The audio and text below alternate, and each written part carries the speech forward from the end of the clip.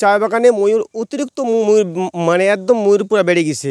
এখন ফরেস্টে আগে দেখা যেত, এখন তো চা বাগানে ময়ূর, এত আনাগোনা ময়ূর পর আবার এখন সিজন চলে আসলো, এখন ডিম দিচ্ছে ময়ূর, আবার বাচ্চা হচ্ছে। আপনারা সেই ডিম তো পাহারা দেন? হ্যাঁ, একদম নজর, আমরা ডিমটাকে পাহারা দিয়ে যাতে বান্দর কুকুর যাতে না খায়, আমরা খুব যত্ন আমরা দেখভাল করি। আমাদের চৌকিদার কিছু আছে, ওরাও দেখাশোনা করে।